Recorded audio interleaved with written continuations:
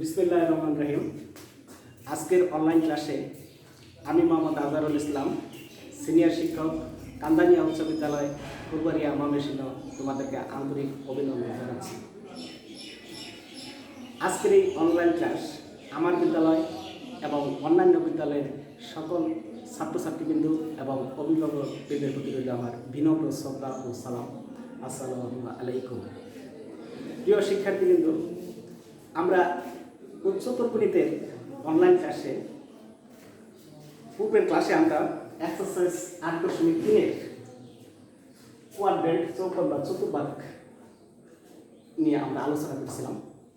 তো প্রিয় শিক্ষার্থী, নিশ্চয়ই তোমাদের কোয়াড্রেন্টের যে বেসিক বিষয়গুলো সেগুলো আমি আলোচনা করেছিলাম, নিশ্চয়ই তোমাদের তা মনে আছে। তো আজকে আমরা বড়কোণকে কীভাবে ভাঙানো যায় বা কীভাবে ভাঙানো হয় সেই বিষয়ে আলোচনা করব। যেমন ধরো প্রিয় শিক্ষার্থী, সাইন 930 ডিগ্রি কোণের মান আমরা বের করব।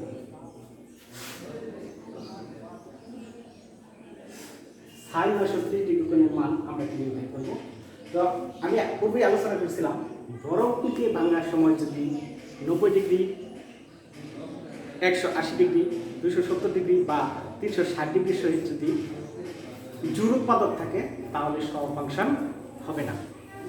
আর যদি বড়কোণকে ভাঙানোর সময় যদি 90 ডিগ্রি, 180 ডিগ্রি, 270 ডিগ্রি অথবা 360 ডিগ্রির সহিত যদি বেজোড় উৎপাদক থাকে বা আসে তাহলে সহ ফাংশন হবে।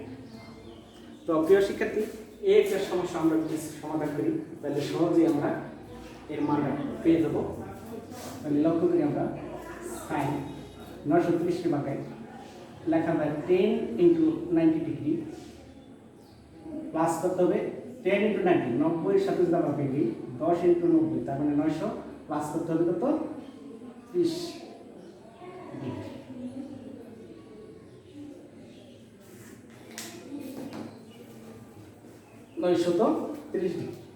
এইবার প্রিয় শিক্ষার্থী লক্ষ্য করো, 90-এর সাথে জোড় উৎপাদক আছে, 10 কিন্তু জোড় সংখ্যা, তাহলে জোড় উৎপাদক আছে, তাহলে জোড় উৎপাদক যেহেতু আছে তাহলে সেটা কি হবে? সহ ফাংশন হবে না। তাহলে কি হবে? সাইন থাকবে, তাহলে সাইন 30 ডিগ্রি। প্রিয় শিক্ষার্থী কিন্তু এখন লক্ষ্য করতে হবে এই 10 নম্বর কোণ কোন কোয়াড্রেন্টে অবস্থান করছে। তাহলে এটা হচ্ছে প্রথম কোয়াড্রেন্ট, এটা দ্বিতীয়, এটা হচ্ছে তৃতীয়, এটা হচ্ছে চতুর্থ কোয়াড্রেন্ট। এখান থেকে শুরু করতে হয়। তাহলে 10 নম্বর কোণ 1 প্রথম, দ্বিতীয়, তৃতীয়, চতুর্থ, পঞ্চম, ষষ্ঠ, সপ্তম, অষ্টম, নবম, দশম। মূলত 10 নম্বর কোণটা হচ্ছে দ্বিতীয় কোয়াড্রেন্টে, কিন্তু এইখানে দেখার বিষয় হচ্ছে থিটা কোণটা আছে প্লাস সামথিং, সে প্লাস সামথিং এর জন্য সে পরবর্তী অবস্থানে আসবে। যদি এখানে প্লাস না থাকে, যদি মাইনাস থাকে তাহলে কিন্তু মাইনাস থাকলে যদি মাইনাস থাকতো তাহলে সে দ্বিতীয় কোয়াড্রেন্টে স্থির থাকতো। তাহলে যেহেতু এখানে প্লাস আছে, প্লাসের জন্য সে এসে যাবে তৃতীয় কোয়াড্রেন্ট। তো তৃতীয় কোয়াড্রেন্টে আমরা জানি কি সাইন নেগেটিভ, তাহলে অর্থাৎ এই মানটা হবে মাইনাস। তাহলে আমরা জানি সাইন 30 ডিগ্রি কোণের মান কত? তাহলে প্রিয় শিক্ষার্থী, কোয়াড্রেন্টের এই নিয়মটা অ্যাপ্লাই করে আমরা সাইন 930 ডিগ্রি কোণের মান খুব সহজেই নিরূপণ করতে পারলাম। এটি আমাদের কাঙ্ক্ষিত আছে। তো প্রিয় শিক্ষার্থী, আমরা আরেকটা অঙ্ক সমাধান করি। এখন যদি বলা হয় কট 765 ডিগ্রি কোণের মান কত? তো দেখো, এইটা যদি আমরা 90-এর সাথে সমানুপাতিক করি তাহলে কি দাঁড়াবে? তাহলে 8 × 90, তাহলে 8 9 72, 720 প্লাস করতে হবে কত? প্লাস করতে হবে 45। কারণ এইখানেও দেখা যায় 90-এর সাথে কি উৎপাদক আছে? জোড় উৎপাদক আছে, তাহলে এইটা কিন্তু সহ ফাংশন হবে না, অর্থাৎ কটই থাকবে, অর্থাৎ কট 45 ডিগ্রি। এইবার লক্ষ্য করতে হবে এটা কোন কোয়াড্রেন্টে অবস্থান করতেছে। 8 নম্বর কোন কোয়াড্রেন্টে মানে, অর্থাৎ first, second, third, fourth, fifth, six, seven, eight. আর প্লাস সামথিং এর জন্য সেটা দেবে প্রথম অবস্থা, অর্থাৎ ফার্স্ট কোয়াড্রেন্টে পড়ে। ফার্স্ট কোয়াড্রেন্টে আমরা জানি অল পজিটিভ, অর্থাৎ সাইন, কস, টেন, সেক, কোসাইন, কট সব পজিটিভ। তাহলে এটা বলতে পজিটিভ, অর্থাৎ কট এর মান হচ্ছে 1। এটা আমাদের आंसर। তো প্রিয় শিক্ষার্থীরা, এইভাবে আমরা বর্গমূলগুলোর মান আমরা বের করব। তো প্রিয় শিক্ষার্থী, তোমাদের এক্সারসাইজ 8.3 9 2 নম্বর গাণিতিক সমস্যার সমাধান করে দিচ্ছি। এই অঙ্কটা আমি করি, তোমরা একটু খাতায় উঠাও।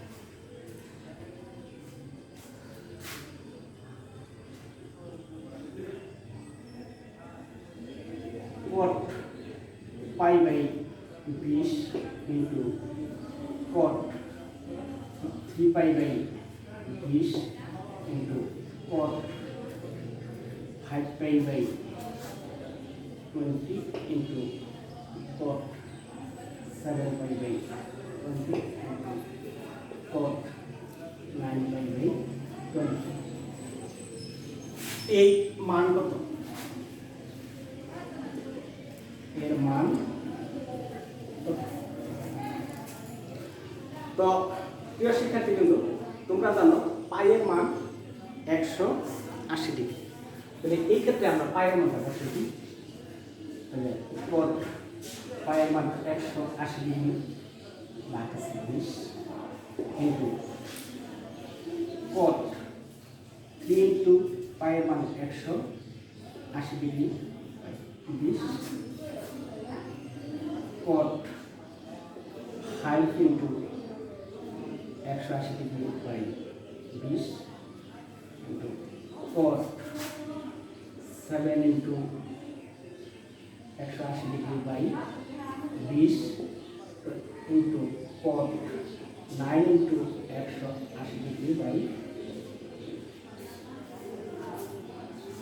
তো এখানে শিক্ষার্থীরা এখানে একটু ভাগ চাই, তাহলে দুইটা ভাগ দিলে কত হয়? cot 9 degree cot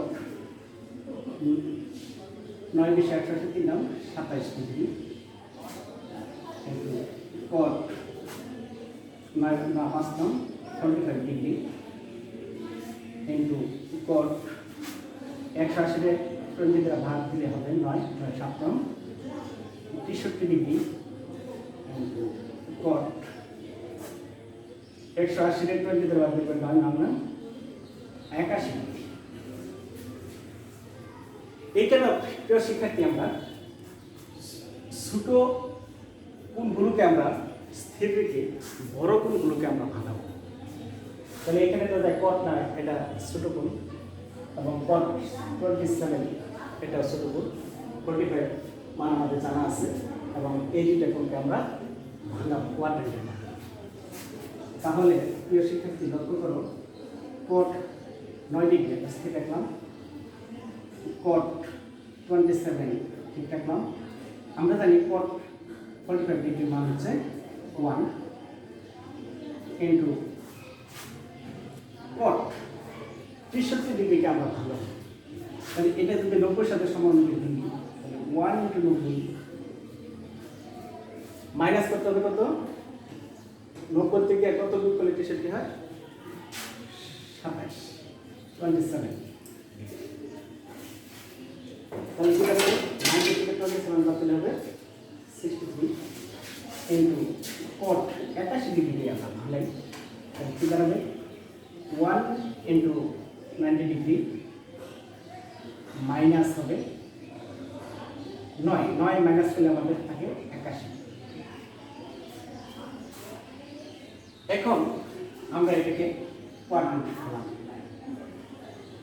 cot 9 degree cot 7 into 1। এবার দেখো 90 সাথে কি ধরনের উৎপাদক আছে?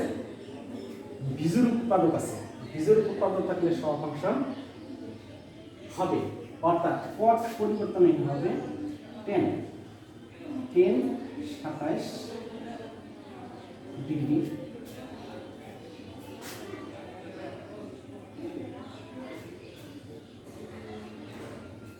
এইখানে 90 সাথে আছে বিজোড় উৎপাদক, তাহলে সহগ ফাংশন হবে, সহগ ফাংশন হবে তাহলে 10 9 ডিগ্রি। এখন প্রিয় শিক্ষার্থীরা, আমরা লক্ষ্য করি cot 9 degree into cot 27 degree, 1 দিয়ে গুণলে যা আছে তাই হবে। আর এটা হবে tan থিটা সমান আমরা জানি কি, tan থিটা সমান 1/cot থিটা, তাহলে cot 27 ডিগ্রি ইন্টু